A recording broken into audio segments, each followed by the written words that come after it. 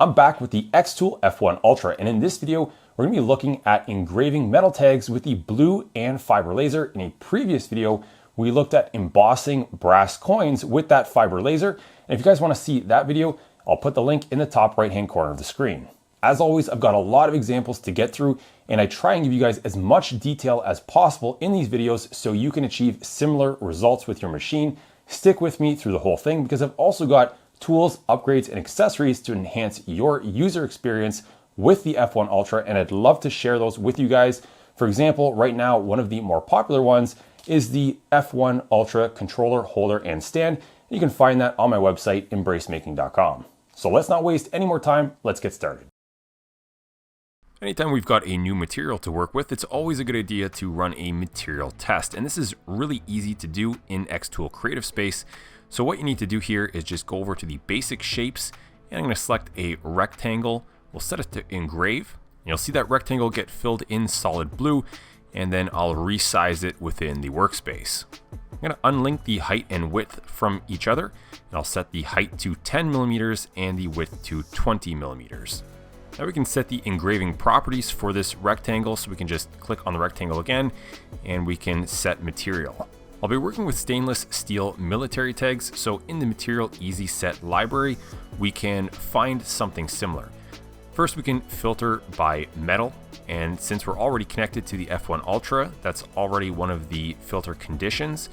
So you can see various materials and shapes inside of the Material Easy Set library, and this round stainless steel dog tag is pretty similar to what we'll be using. So I'll set it to engrave and select the blue light laser, and you'll see the example test card come up. I'll select some settings that are a bit darker than the default settings, and essentially what I'm doing here is setting the parameters for the text in the material test card. Because right now, once we accept those settings, we can set up the card, and this rectangle will turn into an array of rectangles with various settings. So in the toolbar on the left-hand side, we can click the bottom icon, then click on Material Test Array, and now we can set up our rows and columns. I want to test a pretty wide range of settings, so I'll leave the max power to 100%, the minimum power to 10%, I'll increase the columns to 10, and in terms of the speed, for the blue light laser, I'll set the max speed to 100 millimeters per second, the minimum speed to 10 millimeters per second, and again, I'll increase those rows to 10. Now I'm going to be shrinking this array down quite a bit. So I'm going to increase the spacing between those rectangles to 4 millimeters so that again, when I resize this array, there's still ample amount of space between those test rectangles that they're clearly separated from one another. Now we've got our test array, and we can click the snapshot preview refresh on the right-hand side of the screen. And you'll see that I've got a military tag set up in one of my fixtures. And in this case, it's these black stainless steel dog tags, which I think are going to look really cool when we're done with them. If you guys are interested in picking up a set of these, I'll put a link to them in the video description down below. I'll position the material test card right in the middle, and I'll set the focus to the top of the material using the buttons on the front of the xTool F1 controller. And if I open up the layer tab, I just want to show you guys that I like to save these material test cards for specific materials within the same project. I've already got a bunch of other ones set up here where I can enable them, disable them, hide them. And so we'll go ahead and run this one that we just created. Now I've already run several of these material test cards prior to the making of this video, so I didn't want to waste another blank tag. So you'll see here in a moment that I'm actually engraving this test card over top of an image that didn't quite turn out to my liking. You may have to run several of these test cards before finding a power and speed range that gives you a nice spectrum of colors using the blue laser. One other piece of advice that I can offer you guys is if you're in the initial stages of testing out your materials and you're using my fixtures and jigs, you might get some settings slightly wrong and generate excess heat. This could melt your test piece to my plastic fixtures, so I'd highly recommend not using the fixtures while you're in the testing stages. And when it comes to stainless steel, one thing I also noticed is that the blue laser tends to heat up the stainless parts a lot more than the fiber laser. But you can see the results here, and if I were to run this again, I would zero in on those parameters that produce those blue and white colors right in the middle. And if I flip this tag over, you can see the results that I got from running the material test card with the fiber IR laser. And I think those colors look a lot more sharp against that black military tag. Now I also have these gold color plated stainless steel tags as well, which I perform the same tests. So the blue laser here, and you can see that there's a lot more colors that I was able to get out of them, but I still preferred the IR fiber laser results on this side. I really like how crisp and bold the results are with the fiber IR laser, so I think I'm going to stick with that for most of these test pieces. And when it comes to the fiber IR laser test material card settings, you can see them here. As with the blue laser, I'm also using 10 rows by 10 columns, power 10% to 100%, and speed from 250 millimeters to 2500 millimeters per second. I found that this range of parameters was more appropriate for these black and gold color plated stainless steel tags versus the settings that you'd get on just polished stainless tags inside of the xTool Material Easy Set library. You may also recognize these settings are for vector objects, and oftentimes we're working with raster images, so in the next examples I'll share with you my raster image settings. That out of the way, we can now get started with engraving something like an image onto one of these black military tags. And you can see here that I've got it set up on top of the slats that come with the xTool F1 Ultra. And back in xTool Creative Space, when we refresh the image, you'll see the tag, and you'll see that I've also imported a DXF or a vector shape of the military tag itself. I'm going to be using that vector shape to create a mask over this AI generated image of this owl. And by resizing and reshaping our image, we're going to make sure that we're not engraving too far outside of our workpiece, and that's just going to save us time. So how this works is over in the object list on the left hand side, we can select both the image and the vector shape, right click and create mask. Now the portions of our image that lay outside of the vector shape will be semi-transparent, and we can drag and resize our image to fit inside of our vector shape to get the portions of it that we're interested in actually processing. Once that's done, we can make some adjustments to the image. We can invert it. We can move the grayscale sliders around to increase or decrease the amount of grayscale detail inside of this image. Now in this case, I'm not going to adjust it a lot. And you'll see here after I reposition the image, I'm going to go back and remove the inversion of these colors. Now sometimes when you're engraving on a black workpiece, you will want to invert the image, and we'll go through one of those examples later. But for now, for this owl, I'll remove that inversion in a moment, and that's because of course anything black in this image is what's going to be engraved. And based on our material test card that I showed you guys earlier with the fiber laser, that will turn those engraved portions into a lighter color. So essentially right now with that image inverted, you're kind of looking at a preview of what the tag should look like once it's engraved. So now that I'm happy with the position, again, like I said, I'm going to come back and remove the inversion. And I've also gone ahead and selected one of my presets that I've saved with my settings. So for this owl, we've got a dot duration of 200 microseconds, a power range of 10 to 30%, DPI at 700, and we've got it set to grayscale. We'll press the process button and we'll send this file off to the F1 Ultra. Click the button on the controller, and you can see immediately here how much contrast the IR laser produces on those black military tags. Now, this job only took about 55 seconds, and as I mentioned earlier, the IR fiber laser doesn't seem to produce as much heat as the blue laser, so I was able to pick this piece up rather quickly without burning my fingers, and it looks pretty good. If I were to do this one again, I'd probably increase the contrast of the image a little bit to get more detail in the body of the owl. Now before we move on to the next example, if you guys have been watching my xTool videos, you'll know that I've developed a lot of jigs and fixtures for the xTool F1, and they can be fitted onto the F1 Ultra. This is accomplished with the xTool F1 to F1 Ultra fixture adapter that you can find on my website, embracemaking.com. I've got quite a few fixtures designed at this point, and I've had some great suggestions from loyal supporters of this channel who have the whole collection, and they wanted some kind of a stand or organizer for the fixtures. So I've got this solution for you guys. So you can see here that there are two bars that mate with one another, and the profiles should match. If you put them in upside down, the bars will be loose and wiggling, and if you put them in the correct orientation, it's firm and secure.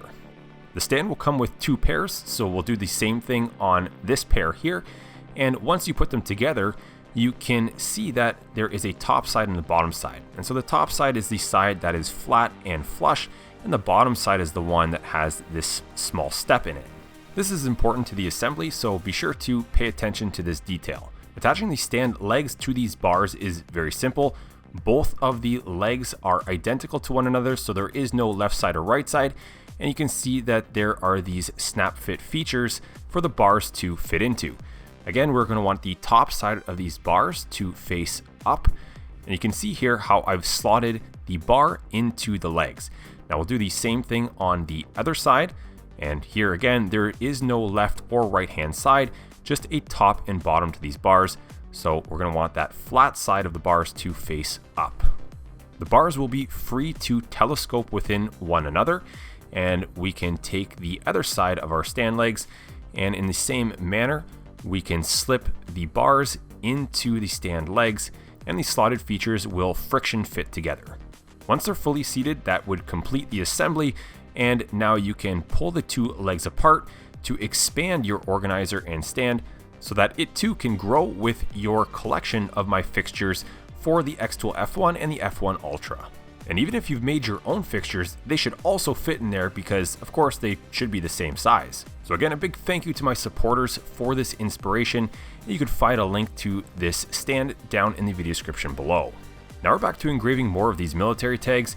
We're going to do another example here with the black tags. Now I've got this AI generated image of this Joker, and we're going to go through the exact same workflow as the previous example, so I've sped this process up considerably, because there's no point in me repeating myself almost word for word with the same example as before. Now the only difference here is that I am going to leave this image inverted. And the reason for that is I want the process version to look exactly like the original image. So when working with these black military tags, you kind of have to think backwards. The black parts of the image will get engraved and they'll turn a white or silver with the IR laser, and anything that's white in our image will not get processed, and that will remain black on the black military tag. Now while I'm aligning this image to the military tag in the preview window, you can see one of the things that I do here is that I hide it, but I still have the image selected in the object list. And even though you can't see the image itself, it's going to continue to show us the outline of the image. And that will help us place it around the military tag in the camera preview. And before sending this one off to get processed, I'm also going to play with the adjustment sliders a little bit here.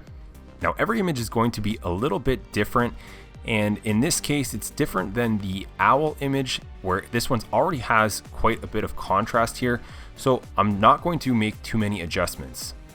Then over in the material settings, I'll select my preset for the IR laser with the black stainless steel tags. So this is the same as previous. We've got a 200 microsecond dot duration, a power range of 10 to 30%, 700 DPI, and we're using the grayscale settings. We'll send this job off to the F1 Ultra, press the button on the front of the machine, and we'll get started. And despite engraving the entire workpiece, the IR laser, as I had mentioned before, doesn't seem to produce as much heat as the blue laser, so there was no issues with the plastic fixture.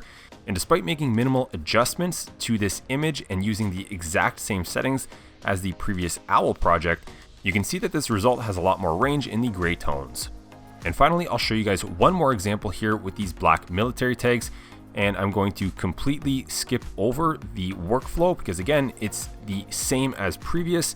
I've got my image, I have it inverted, I have the image masked with the outline of the military tag vector file. I've made some adjustments to the left and right hand side of the grayscale slider to increase the contrast of this image. And I've got my same preset selected for my material settings for these black stainless steel military tags. This job here will also finish in about a minute or less. The IR laser works quite a bit faster on this type of material than the blue laser, and it's very efficient at marking metals. In my opinion, this result was equally as good as the previous example with the Joker, and depending on how you look at it under certain lighting conditions, it can almost even look a little bit 3D. I feel like my settings are pretty dialed in for this material, and the difference between a good result and a bad result is really going to hinge on the image itself. Now we can set up another example with the gold colored military tags, and these are not actual gold plated, they're just gold color plated. If you guys are looking for them, I'll put a link to them in the video description down below as well. In terms of the initial setup, nothing here has changed from the previous examples with the black military tags. So I've got my image, I have my vector shape, and I'm just going to position the image inside of that vector shape while using the masking feature. While I'm positioning the image, one thing I'm always trying to remain cognizant of is the position of the hole inside of the military tag. So in this case, it'll be just above that dolphin's head. Obviously, you wouldn't want to position the subject on the hole, and that would clearly ruin the job. So I've left some space there for the hole in the military tag. And just as I had done in previous examples, I'm going to toggle the visibility of the image and use the outline while the image is still selected in the object list to make sure that it's centered over top of the workpiece. Now I can select the material preset from my settings list, and in my drop-down list you might notice that I have two presets saved labeled Ultra IR Gold. One of them is for raster images, and we're going to select that one. And so it's got a dot duration of 200 microseconds, a power range of 20 to 55%, and a DPI of 700. Then I'm going to make some final adjustments here to the image, and I'm going to pull back the right hand side of the slider on the grayscale adjustment, and that's going to get rid of some of the lighter tones of gray. And I'm doing this because I want more white space in this engraving to keep the polished gold surface on this tag. Had I had left those lighter grays in there, they would have gotten engraved at a lower power setting, but it would have turned the polished gold surface into something more matte. I've run that job, and after it's done, I'm going to leave it in the machine. I'm not going to disturb it, because what I'm going to do here now is I'm going to copy our current image. I'm going to disable the output of the original, and I'm going to refresh the snapshot preview so you can see that the dolphin appears. And I'm going to take that second image that we've copied, and we're going to make some adjustments to that, and we're going to do a second pass on this tag. In the adjustments window, this time I'm going to drag the right hand of the slider way over to the left hand side, and I'm going to take the left hand of the slider and bring it to the right a little bit, and this is going to give us a very high contrast image. I really want the second pass to just focus on the outlines in this image and make them a lot darker, and I think that's going to make the graphic pop a lot more on the tag itself. In order to position this duplicate image in the exact same spot as the original, I'll just click on the original image and copy over the X, Y coordinates exactly into the duplicate image, and now they are going to be perfectly aligned. Then I can select the preset that I saved for these second passes. So in this case, I've got a dot duration of 200 microseconds, a power range of 25 to 75%, and I've left the DPI at 700. If you guys aren't already taking advantage of the ability to save your presets in xTool Creative Space, I would highly recommend that you get in the habit of doing so. Once you start working on a wide range of materials, you'll thank yourself later, and the nice thing is that all of your saved presets carry over even when you update the version of xTool Creative Space. So now that this job is done, you can see how the white parts of the graphic were left completely untouched on the tag, and they remain looking polished. In contrast, the lighter and medium grays were turned into a more matte or satin finished look on the gold tag, and the darker outlines with that second pass come in at a darker gold brownish sort of color. In my opinion, I think this makes the result look more bold and gives the image more depth. Now I'll do something a little different with this image, and I've completely skipped over the initial setup as we've already gone through it several times. I've got it positioned over top of the gold tag, and in this case we're going for a little more of a matte satin finish across the entire tag. For this, I'm going to be using the settings of dot duration 200 microseconds, power range 25 to 75%, DPI 700, and of course we're still using the IR laser. And in the adjustments for the image, I'm not going to touch anything. Therefore, in the image that we're engraving, I did not clip any grays or blacks. And you can see that in the image itself, there's a pretty full range of those tones, all the way from white to black.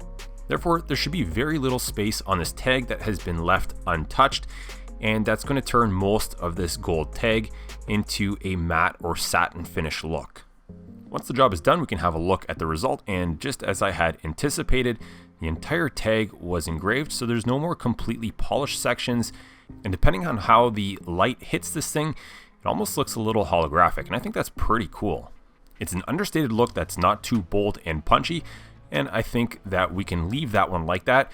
We'll do a second example here, just the same way that we did the dolphin, and we'll compare the two results. So in this case, I've got the exact same image, and just like with the dolphin example, I'm going to make some adjustments to it. I'll bring down the right hand side of the grayscale slider, and we'll get rid of some of those lighter to medium tones of gray. This should hopefully leave some of the polished sections of the gold tag untouched, and I'm going to leave the left hand side of the slider all the way to 0. We're not going to make any adjustments to the blacks. And so we'll be using the same original settings as we did with the dolphin, so the power range here is only 20 to 55%. I like to think of this first pass as the base layer of this image that I'm trying to craft, and since we're going to be engraving on top of it with that second pass, again, we should not touch it. It needs to be in the exact same position. And back in xTool Creative Space, we'll disable the output of the original image, we'll duplicate it, and in the adjustments, we'll bring the right hand of the slider way down on the grayscale parameters there. So it's going to get rid of even more of those medium tones of gray. We're going to be left with just the blacks. And now I can use that second preset with the higher power range from 25 to 75%. After the second pass was completed, we can take a look at the results. And just as I had described, the whiter sections of the image were not engraved. So this time the background was not turned into that matte looking or satin looking finish. It remains looking polished. The black parts of the graphic obviously came out much darker for a higher contrast look. And compared to the original with the matte satin finish, you can choose for yourself which style you like better. Now keep in mind that this strategy here will yield different results depending on the image that you're using. Some images will have a much larger range of whites, grays, and blacks, and other images that you use that are already higher contrast might look different. And as always, I would encourage you guys to experiment with your settings. What I've done here is given you guys a good starting point, and if you're looking for some perhaps darker tones in the final engraving, you'd want to bump up your power to perhaps 80 to 85%. For example, in this image here, I do like the way that it turned out, and I'm going to leave it like this matte satin finish. But if I wanted those scales to pop out a little more, I could have went a little higher on the power settings to perhaps 80 or 85%. Sometimes those small changes will add up to a big difference. For example, in this lily image, I just happened to hit the sweet spot where portions of this image remain polished, others have that nice matte satin finish, and other parts of it, like these outlines of the centers of the flower and some of the petals, have almost a gold orange look to them. That one was one of my favorite results, and in a close second place is this dragon. In the graphic, I was able to adjust the scales of the dragon so they remain white.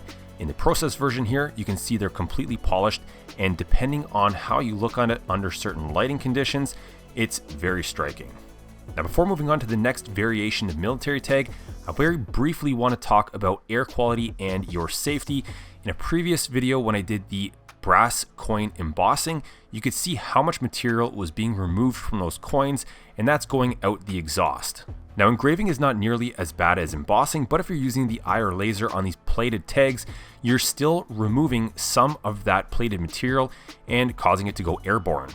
The exhaust does a pretty good job of getting it to go out the back, and hopefully you're exhausting that somewhere other than into your room, but some of that material also still has the ability to escape around the gaps in the enclosure. Now, what you're seeing here is the material from the embossing. So obviously, again, it's a lot worse than engraving, but the point is that it can escape, and you may not notice it as much with the engraving, which might actually be more dangerous because you're not aware of it. If you want to try and contain the escaping material, you can put your machine inside of a tent like I just showed you, or you can also try and increase the efficiency of the exhaust.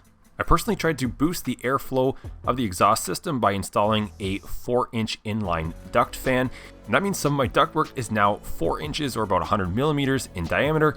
So I've got this adapter here that converts from the original xTool hose to 4-inch or 100 millimeter hose, which is pretty common stuff. I've made that adapter available on my website, embracemaking.com, and you can see here the 4-inch inline duct fan that I'm using.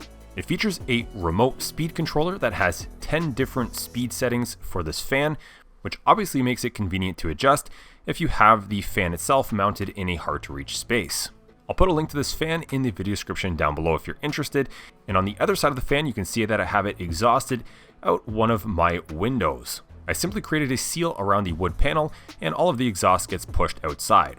xTool also offers a fume extractor and filter, which I would still recommend trying to get that exhaust out a door or window if you can. But no matter what your solution, it might be a good idea to keep tabs on the air quality in your room with an air quality sensor, and I'll link to that as well in the video description down below. With that out of the way, now we can move on to these rolled edge stainless steel military tags. Now these things here are not plated, and you can see one side has the rolled edge, the other side is smooth, and they're very thin. Now because these are not polished, plated, and they look like bare stainless, I'm going to try and use the blue laser in this circumstance. I'll use the trace image feature in xTool Creative Space, and you can see that once it's done, I'll get a grouping of vectors. I'll disable the output of the original image, and I'll also hide it. All of the vector shapes are solid black, so we're not working with a grayscale image. So in this case here, I've got the laser type set to blue light, power at 70%, speed at 150 millimeters per second, 200 lines per centimeter. And I've already run some tests with these settings because with the blue laser on such a thin piece of stainless, you have to be really careful. I mentioned earlier in the video that the blue laser tends to heat up this material a lot faster than the IR laser. And although we need the heat to change the color of the surface of the stainless steel, too much heat and we're going to potentially warp our military tag too much. These settings were the best that I could come up with where the tag was just starting to warp. You can see the one corner starting to lift a little bit, but I was still able to get a pretty good consistent blue color across the entire graphic. Anything less and it was looking too faded, anything more and you'd get too much warping. If these tags were thicker, you may have to bump the power up a little bit because that extra material would probably dissipate the heat a little faster. But just be careful not to run them too hot if you're using plastic fixtures. I did happen to melt a few of my own during the experimenting process. Now, if you do have a graphic that is a lot more sparse, like this example here, where it's just some text and a small image that's mostly empty space, you can bump the power up a little more on these thin tags. I only increased the power by about 5%, but it shouldn't be a problem as there's just not a whole lot to be engraved here. As this job here is being processed, you can see that from start to finish, the tag is not curling, lifting, or twisting from start to finish. There's a lot less heat buildup when the graphic is not as full. But also keep in mind that when you're doing graphics or text that are mostly just thin lines, you may not get the colors that you're looking for, and that's because again, you're relying on the heat to discolor the material. So you'll have to do a lot of experimenting with the settings when working with bare stainless. I've never found the colors from the material test array with the blue laser on stainless to be very reliable. In my opinion, there are a lot of variables that can affect what that output looks like. In some cases, as you'll see with this text here, all the text is the exact same font, everything looks pretty uniform. I've got all of it set to the same power settings, so in this case 75% at 150 millimeters per second, and after processing this job, what you'll notice is that the first line of text looks a little different than the following lines. To be honest, I'm not entirely certain why that happened on this example here. If you've got any ideas, I'd love to hear them in the comment section down below. I'm not sure if the blue laser needs some time to warm up. I don't think that's the case like it was on the original F1 with the IR laser that you could preheat, but either way it's something to watch out for with these thin tags and the blue laser. Next up we've got the dog bone tags, and I've created a custom fixture for these. For my research I found that there are 3 very common sizes of these dog bone shaped tags. And the first one here is this 40mm width tag, and you can see that it's stainless and it's polished. We'll place this one in the fixture, and the next common size that we have here is a 38mm dog bone shaped tag, and this one is aluminum and it's anodized. And finally, we've got a 50mm width dog bone shaped tag, and this one is also stainless, it's polished, but it has a blue color to it. When you purchase the dog bone tag fixture from my website, you also get the downloadable template. Now this template is more useful in the original xTool F1 because of course you do not have the camera preview to see the objects, and so this would allow you to position the graphics with respect to the fixture when you don't have that camera view. But I've still imported that template into our F1 Ultra project because it does have the focal distances listed for each of the 3 sizes of dog bone tags. It's nice to have that reference inside of your project. Just make sure that you disable the output of the template. In addition to the physical fixture and the downloadable template, you also get 3 different vector files that are the outlines of the 3 different sizes of these dog bone tags. So for this example, I've imported the 38mm size vector shape, and I've also got this image of a dog. And just as I did with the military tags, I've got both the vector shape and the image selected, and now I can create a mask and clip off portions of that dog so that we're not engraving onto the plastic fixture. After that, I can simply add some text using the text tool in xTool Creative Space. I'll put the name of our dog, a phone number, and help, I'm lost. And in Moments, we've got a nice custom layout for a dog bone shaped dog collar tag. I'll put links to the dog bone shaped tags in the video description down below, and xTool actually sells these aluminum anodized dog bone shaped tags.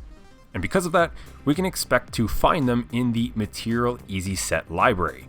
I've just filtered here by metal in the materials, and you'll see the green anodized dog bone tag. I've already run some tests on these, and I found that the xTool material library settings were quite good, and you'll want to select your processing type as engrave.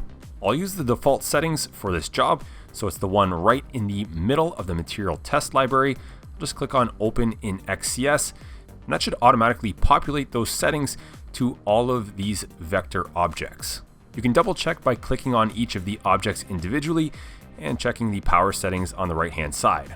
The image of the dog is not a vector, so you can see that xTool Creative Space automatically populated those settings with the bitmap engrave settings.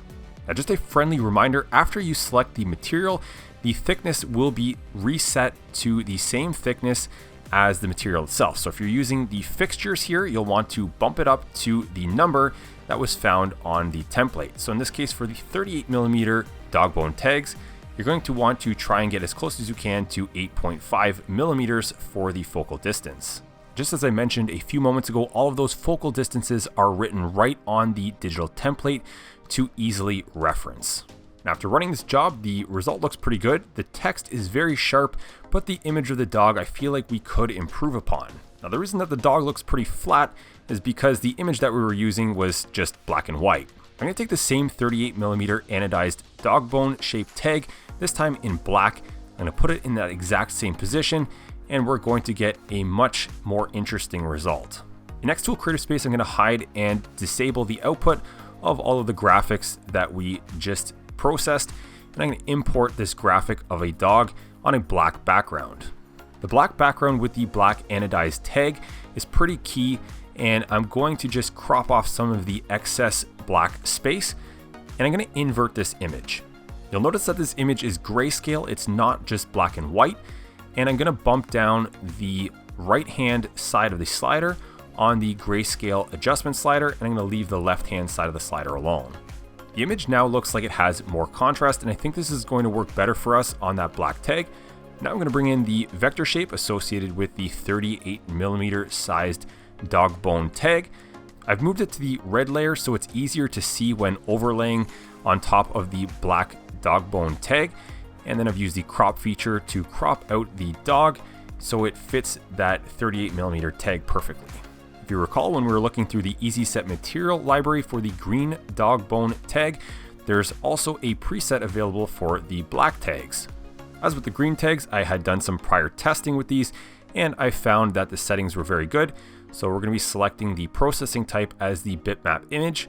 And just as with the previous example, I'm going to be using the up and down buttons on the F1 Ultra controller to set the focal distance as close as I can to 8.5mm for these 38mm width tags. And when this job is done, the result should look a lot more interesting than the green tag where the graphic was just black and white. So here you can see that the result looks a little bit more photorealistic. And I like this result here a lot better than that green tag. Now we can jump back into xTool Creative Space. We can hide and disable the output of the graphics that we just processed. Then we can move on to the next example, which is this 40mm polished stainless steel tag. I brought in a picture of another dog as well as the vector shape associated with that 40mm tag. I've moved the vector shape to the red layer so you can see it a little better. I'll position the dog within that vector shape, and I'm going to also in here just remove some of the white space using the edit image tool. And once I have it sort of where I want it positioned, then I can select both of the image and the vector shape, use the masking feature, and I can mask off a portion of that dog. And just like the first dog bone tag example that we did on the green anodized tag, I'm going to create some text using the text tool in xTool Creative Space. Next, I can position the text where I want it on the dog bone tag. And then in the object list, I can bring back the template where I can reference the focal distance for the 40mm tag for the F1 Ultra, and that is 7mm. We'll keep that number in mind because now we'll head into the Material Easy Set library. And just as we've done before, we'll filter by material type. So we'll select metal, and I'll find something as close as I can to a polished stainless steel type material. And for this, it'll just be one of these round tags. I'll select the IR laser and the processing type will be set to engrave.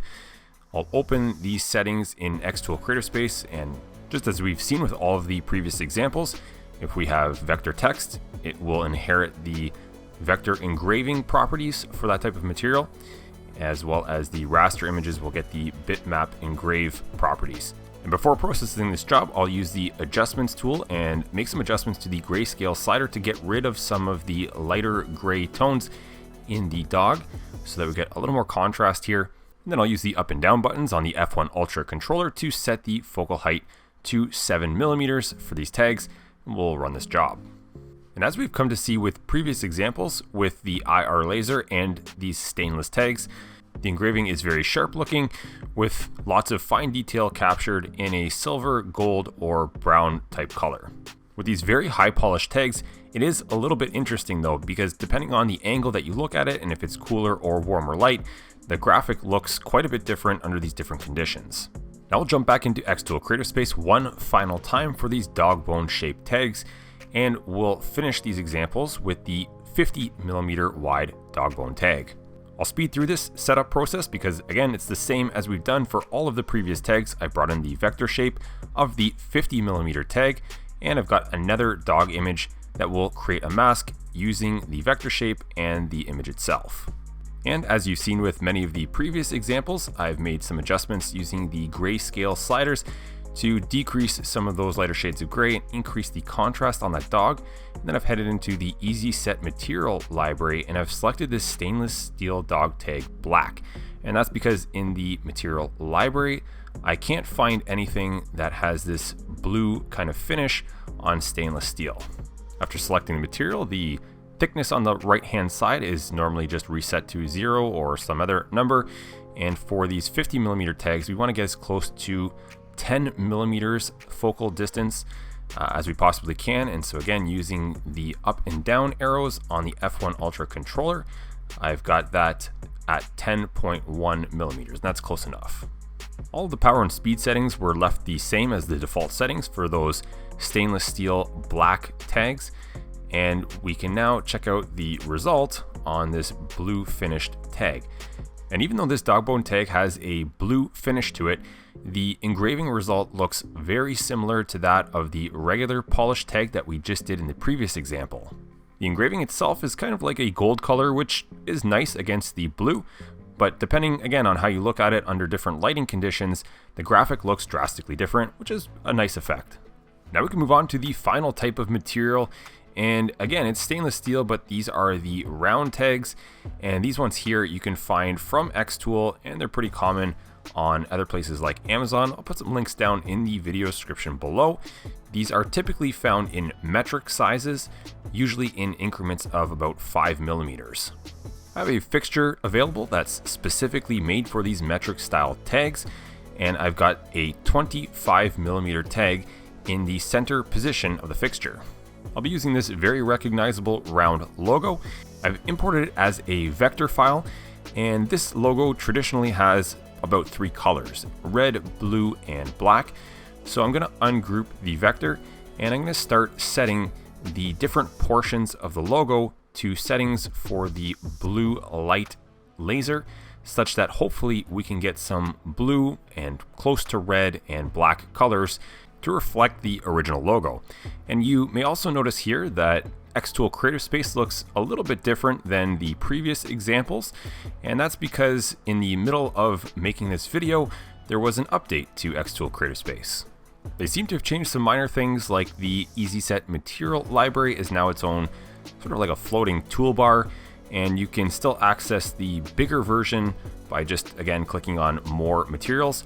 So in this case, with the round tags, you can see that there are several different settings using the blue light and the engraving process, where we can get blue and close to red. It's kind of more of an orange color, and as well as a black color. But now we need to assign these different settings to the various vector shapes, and it's easier to do that in this window here versus doing it in the previous window where you're just setting like a global setting. So here we can select the various objects or vector shapes in the object list on the left hand side of the screen.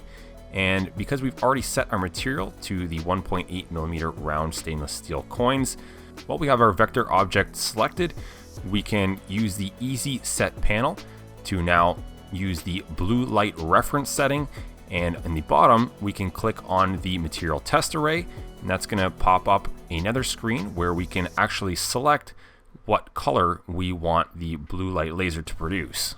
So in this particular case, I've set the top semicircle to a setting that should result in something like an orange or red, the bottom semicircle to blue, the outer ring to blue, and all of the letters to black. Then I can use the up and down buttons on the F1 Ultra controller to align the blue and red dots and set that focal distance to the top of this tag. And anytime you mess around with the focus height, it's always a good idea to refresh the snapshot preview, because it might change slightly, and then you'll have to do a final repositioning of your graphic. And one last thing I want to mention here before processing this job, and I bring it up in all of my videos when I'm using recognizable logos, is that I'm not in the business of selling these. It's always good practice to respect intellectual property, that includes copyrights and trademarks, and not to sell items featuring those trademark logos, unless of course you have the license to do so. Now, as this job is being processed, I can see right away that the top semicircle is not looking very red. It looks quite faded. The bottom semicircle looks blue, but definitely not a uniform shade of blue across the entire semicircle, and the text in the middle, not quite black, but sort of a dark gray. I left the workpiece in the fixture exactly where it was because I decided that I was going to run this job one more time, and that's very easy to do on the F1 Ultra. You can just double click the big green button on the controller, and that'll rerun the last job. I thought perhaps that doing a second pass would make those colors a little more uniform and vibrant, but instead it generally just changed the colors completely. Earlier in the video, I mentioned that the blue light laser tends to heat up these tags a lot more than the IR laser. So if you've been skipping around the video and missed that, be careful when you go to pick up the workpiece. It could be very hot. And earlier, I also mentioned that I've always had a very hard time with the blue light laser on stainless steel to get consistent results.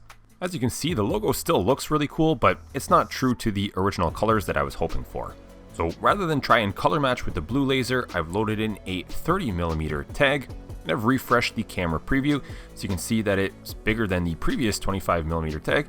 And here we are going to again select the same material, the 1.8mm round stainless tag. I'm going to bring in a different logo. Now this one's also from a very recognizable brand, and it's a nice looking round logo, so it should look nice on the round tag.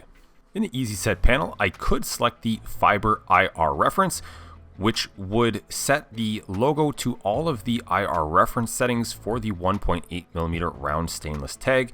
You can also see that all of the presets that I had previously saved before updating xTool Creative Space, they're all still in there.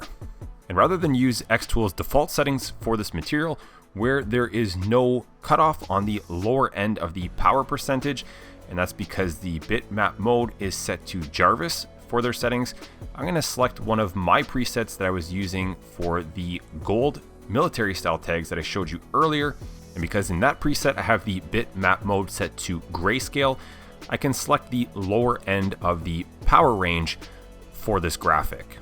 Now that I have my settings, I'll also make sure the focal height is correct. And for this tag, I've got it set to 9mm. And that was again using the up and down arrows on the F1 Ultra controller to set that height. One final thing that I'll do here before processing the job is use the adjustment tool to make some adjustments to this image. And you can now see that with the latest version of xTool Creative Space, it looks a little different. We've got more options. The grayscale slider still exists, and I'm going to make some adjustments to the left-hand side of that slider. I'm going to bring it up a little bit, and that should make the blacks and darker tones of gray even darker. And now you can see that we can also increase the contrast. There's a contrast slider. So for that, I'm going to bump the contrast up just a little bit. And what I'm trying to do here is make sure that the various regions of the logo are different enough to one another in their lightness and darkness that when we go to engrave it, each of those regions is clearly discernible from one another. I find that if there's not enough contrast in the graphic being processed, then the engraved result just kind of looks dull and uninteresting. And after this job is processed with the IR laser, I've also mentioned this earlier, the material doesn't seem to get as hot, so I can pick it up right away without burning my fingers. And I really like how this one turned out. When it comes to the various geometric regions of this logo looking different from one another, I really think I nailed it in terms of getting that image adjusted correctly. Some really nice shades of gold, brown, and silver were produced. And I love how the logo takes on a completely different characteristic depending on if you're pointing it at warm or cool light. Overall, I'm very pleased with how most of these pieces came out. Now, some were better than others, and I do have my favorites, but hopefully I've demonstrated that you can get a wide range of results depending on the image that you're using and how creative you get with adjusting that image, as well as making some adjustments to the power and speed settings. My personal preference on all of these stainless tags, as well as the few aluminum tags that I showed, was definitely using the IR laser. It produced the most consistent and repeatable results, and if you strategically select your graphic, knowing what type of finish is on your stainless tag, you can get the style of the graphic and that finish to play off of one another very nicely. Experimenting outside of the standard settings is likely what's going to set your projects apart from everyone else's. So that wraps it up for this video. Remember to check out my website, embracemaking.com, to find all of the upgrades and accessories shown in this video. And if you guys need links, I'll put those in the video description down below, so check that out as well. And if you guys appreciate this in-depth content, be sure to hit that subscribe button. Your support is greatly appreciated. I wouldn't want you guys to miss the next video. I'm always working on something new. Thanks for watching.